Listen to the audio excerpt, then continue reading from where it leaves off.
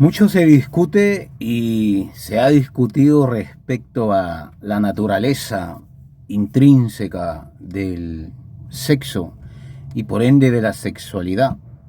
A esto, el goce del placer sexual se ha discutido a lo largo de la historia y en la noche de los tiempos. Sin embargo, lo que las religiones constituidas ya muchas veces no consideran es el pasado de toda religión, ¿verdad? Es decir, me refiero al sexo y a la sexualidad, cómo se consideraba en ese tiempo, en esa época, en ese contexto, cómo se percibía, cómo se concebía el sexo y por ende la sexualidad de todo individuo de la humanidad. Muy bien, respecto a la sexualidad sagrada, por ende a la prostitución sagrada, parece mentira, pero tiene una historia. Por lo tanto, si nos enmarcamos en este asunto y rastreamos un tanto la historia, nos encontramos con sorpresas sumamente novedosas, ¿no? Que a decir verdad nos dejan asombrados, nos dejan enajenados de la realidad que tiene todo detalle, todo asunto, toda cuestión ética o moral o desde la perspectiva desde donde quiera verse. De modo que en las culturas de la antigüedad, como dijo Meredith Shaver, esta sexóloga estadounidense, pues la prostitución sagrada se refería a todas aquellas mujeres, algunas sacerdotisas, que consagraban su vida a la práctica del sexo y por ende a la prostitución, ¿no? En los templos o en los lugares cercanos a los templos, ¿no? A menudo siempre en honor a una deidad, ¿no?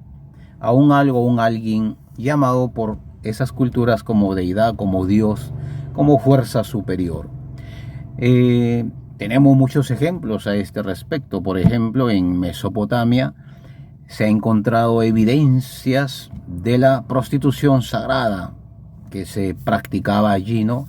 En esos templos dedicados a sus respectivos dioses o diosas, como por ejemplo en Mesopotamia a la diosa Ishtar. En la Grecia antigua lo mismo también sucede, la prostitución sagrada, pues se conocían las hieródulas o las sacerdotisas, ¿no? Que se consagraban y estaban practicando la prostitución en templos dedicados a esos dioses como Afrodita, la diosa del amor, entre otras. Por lo tanto, en la antigua Roma también ahí está la evidencia, ¿no? Por lo tanto, hay suficiente evidencia a este respecto de la prostitución, ¿no? Que estaba consagrada en sus respectivos templos dedicadas a las diosas como Venus, entre otras diosas. De modo que, y a este respecto, la cultura hebrea no se escapa tampoco de esto, ¿no? En cuanto a la cultura hebrea, hay también algunas referencias en la Biblia donde se menciona claramente, ¿no? Y se podría interpretar que, como les decía, hay algunas referencias que están prácticamente ligadas y se pueden relacionar con la prostitución sagrada en el templo. Por ejemplo, en Deuteronomio capítulo 23, sí, verso del 17 al 18, se menciona ahí la prohibición, pero al mismo tiempo también se puede interpolar de que había una prostitución sagrada en Israel. Esto lo podemos, por ejemplo, confirmar siguiendo esta línea en el contexto histórico, por ejemplo, en la historia de Ogni y Fines, estos hijos del sacerdote Levino, conocemos en Primera de Samuel, era así, capítulo 2, verso 22 en adelante. Ahí se menciona que los hijos de Eli, Ogni y Fines, ellos yacerían, ¿no?, con las mujeres que solían estar velando las puertas del tabernáculo, ¿no?, de reunión. De modo que ellos vivían una vida impía, pervertida desde su perspectiva, viviendo con estas mujeres que estaban velando y que se turnaban, eran turnos que cumplían, ¿no?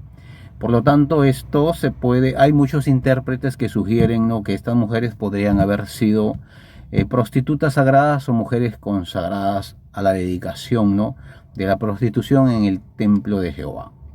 Sin embargo, también hay que dejar por sentado que hay interpretaciones de este pasaje que dicen todo lo contrario. Hay controversias, ¿no? Hay diferencias de opiniones a este respecto.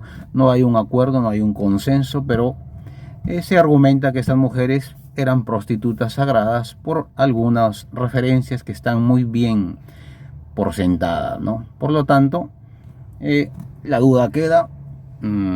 Bueno, cada quien considera su propio, desarrolla su propia interpretación a este respecto. Sin embargo, lo cierto es que la prostitución era sagrada, y cuando uno rastrea más el contexto, se da cuenta que la cosa es distinta, ¿no? Cuando uno consagra algo, pues ya no lo ve como algo prohibido, sino que uno empieza a explorarlo desde una perspectiva distinta, y por ende el autoconocimiento del cuerpo, el conocimiento a través del autoconocimiento que cada persona lo realiza, pues se desarrolla, se expande más libremente, más conciencialmente, y la persona, el individuo, no tiene problemas a este respecto.